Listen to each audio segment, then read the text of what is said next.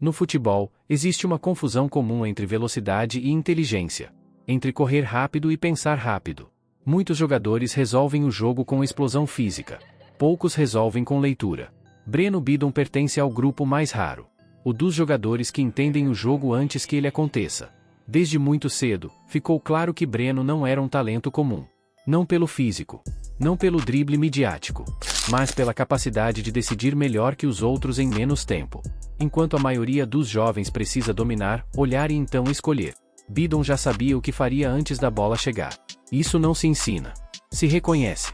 Quando chegou ao Corinthians ainda nas categorias iniciais, Breno chamou a atenção de treinadores não pelo que fazia com a bola, mas pelo que fazia sem ela. Ele se posicionava melhor. Oferecia linha de passe constantemente. Fechava espaços com inteligência. Jogava como alguém que já entendia o futebol como sistema, não como sequência de jogadas isoladas. Na base, muitos jogadores querem aparecer. Breno queria organizar. Enquanto outros buscavam o lance bonito, ele buscava o lance certo. Enquanto muitos prendiam a bola, ele soltava. Enquanto a ansiedade dominava, ele controlava o ritmo. Nas categorias sub-15 e sub-17, isso ficou ainda mais evidente. Mesmo enfrentando adversários fisicamente mais fortes, Breno raramente parecia em desvantagem. Não porque ganhava no corpo, mas porque ganhava no posicionamento. Ele sabia onde estar. E quem sabe onde estar, chega antes. Relatórios internos do Corinthians destacavam sempre o mesmo ponto. Comportamento tático acima da média para a idade. Breno não precisava ser instruído a cada jogada. Ele entendia o contexto. Isso fez com que o clube acelerasse sua formação, colocando-o em desafios maiores, contra jogadores mais velhos, em ambientes mais exigentes. E mesmo assim, ele não se perdeu. Pelo contrário, cresceu. Breno Bidon se tornou uma referência silenciosa na base corintiana. Não gritava. Não gesticulava. Não chamava atenção fora de campo. Mas dentro dele, o jogo girava. Companheiros confiavam.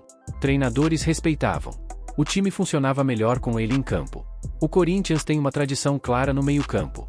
Jogadores que pensam, que organizam, que dão sentido à posse. Breno se encaixa nessa linhagem, mas com um detalhe importante. Ele já nasce adaptado ao futebol moderno, onde inteligência é tão importante quanto técnica. Ele pode atuar como segundo volante. Pode jogar mais centralizado. Pode avançar um pouco mais. Em todas as funções, mantém a mesma característica. Clareza. Pensar rápido não significa jogar lento. Significa jogar no tempo certo. Breno não acelera por ansiedade. Acelera por necessidade. E isso, em um futebol cada vez mais caótico, é um diferencial enorme. Se existe um momento em que o talento verdadeiro se separa da promessa comum, esse momento é quando o nível sobe. Quando o jogo fica mais rápido. Quando o erro custa caro. Quando a pressão deixa de ser externa e passa a ser interna. Foi exatamente nesses cenários que Breno Bidon começou a se destacar de forma mais clara. Em jogos grandes da base, contra adversários mais organizados e fisicamente superiores, Bidon não diminuía. Ele crescia. Enquanto muitos jovens sentem o peso da responsabilidade e passam a se livrar da bola rapidamente, Breno fazia o oposto. Pedia. Assumia. Organizava. Essa tranquilidade não vinha de autoconfiança vazia, mas de entendimento. Ele sabia o que estava acontecendo no jogo. Breno entende o futebol como um organismo vivo. Um sistema em constante movimento, onde cada decisão gera uma reação. Por isso, não joga no impulso. Joga no contexto. Quando o time precisa respirar, ele cadência. Quando o adversário se desorganiza, ele acelera. Quando o jogo pede controle, ele oferece segurança. Esse tipo de sensibilidade é raríssimo em atletas jovens, especialmente em um futebol de base que costuma premiar intensidade acima de inteligência. Tecnicamente, sua evolução foi silenciosa, mas consistente. O passe curto sempre foi sua base, sua linguagem principal. Mas com o tempo, Breno ampliou o repertório. Passes verticais entre linhas. Inversões de jogo no tempo certo. Bolas diagonais que quebram a estrutura defensiva adversária. Nada disso vinha de improviso exagerado. Tudo vinha de leitura. Ele não força o passe difícil para parecer criativo. Ele executa o passe certo porque entende a movimentação ao redor. Defensivamente, Bidon nunca foi um jogador de choque. Mas sempre foi um jogador de antecipação. Ele fecha linhas de passe. Se posiciona bem. Induz o erro do adversário. Recupera bolas não pela força, mas pelo tempo correto de ação. Isso faz com que seu impacto vá muito além do que aparece nas estatísticas tradicionais. Quem olha apenas números, não vê. Quem observa o jogo, entende. Com o crescimento da exposição, vieram as primeiras pressões externas. A torcida passou a enxergar em Breno uma esperança técnica. A imprensa começou a citá-lo como nome promissor da geração. E, como sempre acontece no futebol brasileiro, as comparações surgiram. Mas Breno nunca foi um jogador moldado para discurso midiático. Ele não responde com frases. Responde com comportamento.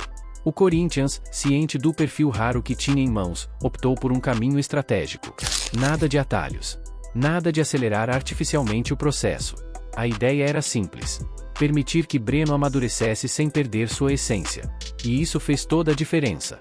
Enquanto outros jovens oscilavam emocionalmente, Breno mantinha estabilidade.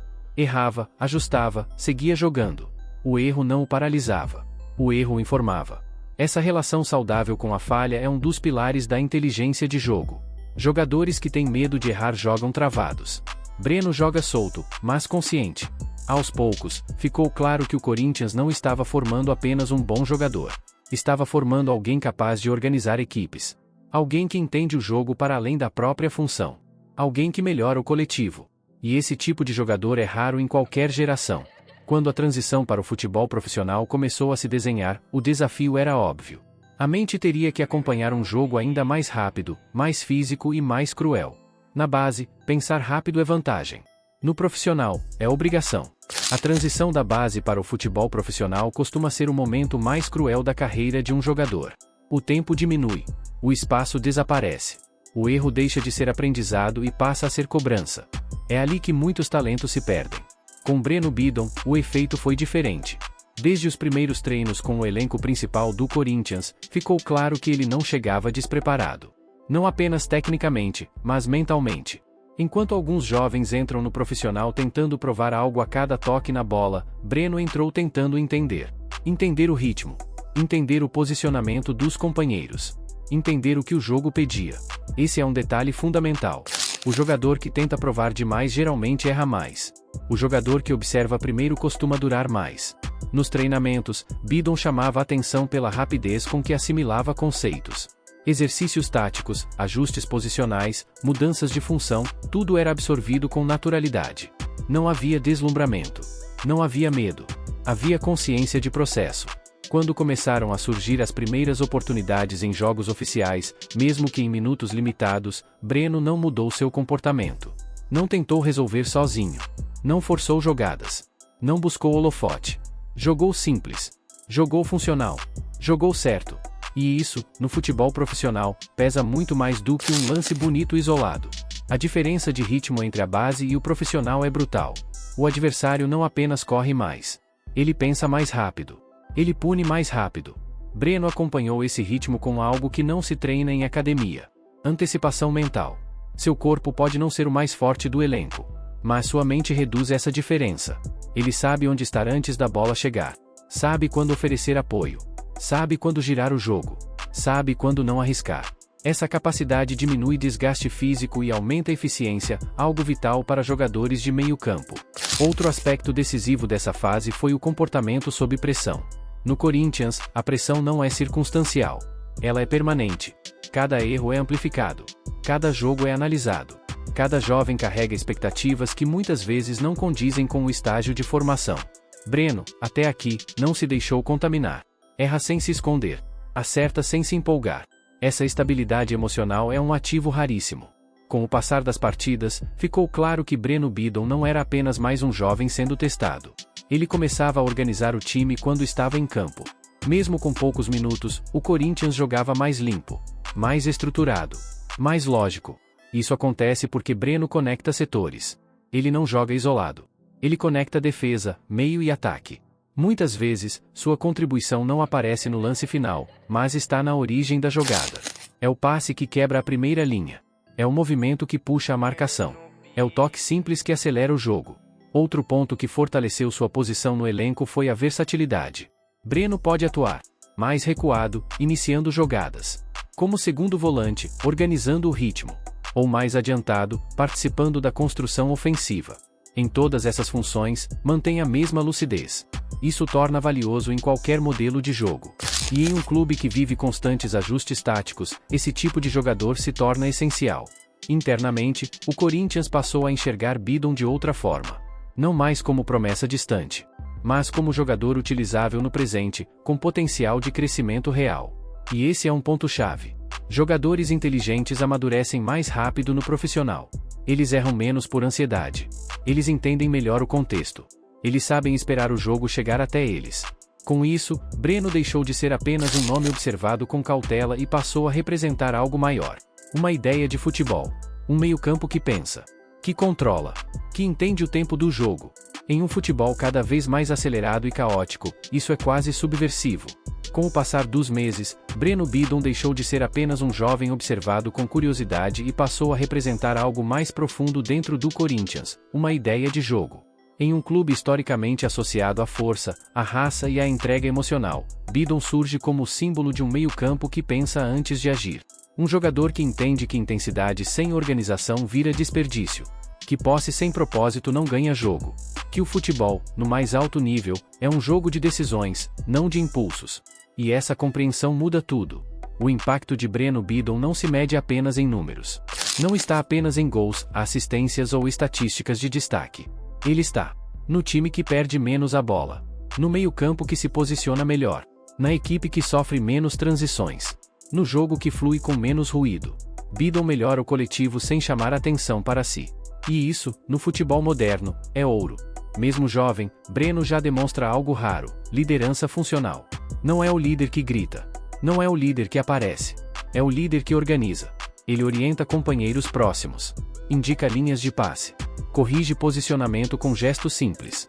Tudo isso sem teatralidade. Esse tipo de comportamento costuma surgir apenas em jogadores mais experientes. Em Bidon, aparece cedo porque nasce da compreensão do jogo.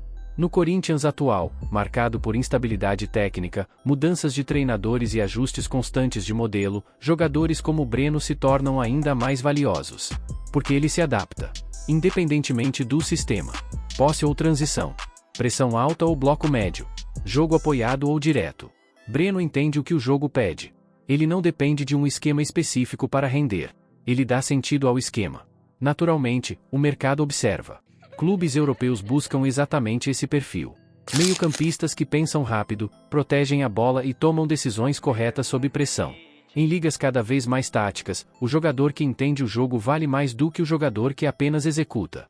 Breno Bidon se encaixa nesse perfil global. Não é aposta de hype. É aposta de conteúdo. Mas o maior desafio do Corinthians não é vendê-lo bem. É desenvolvê-lo corretamente. Jogadores como Breno não explodem em um jogo. Eles crescem ao longo de temporadas. Exigem paciência. Exigem contexto. Exigem proteção contra expectativas irreais. Se apressar esse processo é o caminho mais curto para desperdiçar um ativo raro. Tecnicamente, ainda há evolução natural a acontecer. Ele precisará ganhar massa muscular, suportar melhor duelos físicos, ampliar repertório ofensivo, participar mais diretamente de gols e assistências. Nada disso preocupa. São aspectos treináveis. O que não se ensina, Breno já tem. A inteligência de jogo não desaparece com o tempo. Pelo contrário, ela envelhece bem. Jogadores que dependem do físico perdem espaço. Jogadores que dependem da mente ganham longevidade. Breno Bidon tem perfil de carreira longa. Talvez, para parte da torcida, ainda falte aquele jogo espetacular. Aquele lance viral. Aquela atuação de manchete. Mas para quem entende futebol, o valor está na constância. Breno não precisa de um lance genial para justificar sua presença. Ele melhora o time durante 90 minutos. E isso separa jogadores bons de jogadores importantes. O futuro de Breno Bidon no Corinthians não segue o roteiro tradicional da promessa brasileira que explode cedo e vai embora rápido. Ele é um jogador de construção, de base sólida, de crescimento progressivo. Se o clube souber esperar, pode ter em mãos um organizador de meio-campo, um estabilizador de jogos grandes, uma referência técnica por anos. Jogadores assim não aparecem toda geração. Se o caminho europeu vier, virá com lógica, com adaptação, com continuidade. Breno não é jogador de impacto imediato em ambiente caótico. É jogador de rendimento alto em ambiente organizado. E isso explica por que clubes mais estruturados observam com atenção. No fim, Breno Bidon representa uma contracorrente no futebol brasileiro. Enquanto muitos aceleram sem pensar, ele pensa antes de acelerar. Enquanto muitos decidem no impulso, ele decide na leitura. Enquanto muitos vivem de lampejos, Ele constrói jogos. A história ainda está no começo. Não há garantias. Nunca há. Mas há sinais claros. Sinais de um jogador que entende o futebol como um jogo de escolhas, não apenas de movimentos. E, no alto nível, quem escolhe melhor costuma chegar mais longe. Se você gosta de futebol analisado com calma, memória e responsabilidade, deixe o like, inscreva-se no canal e continue acompanhando. Porque o futebol não é feito só de gols. É feito de decisões. E algumas das mais importantes acontecem antes mesmo da bola chegar.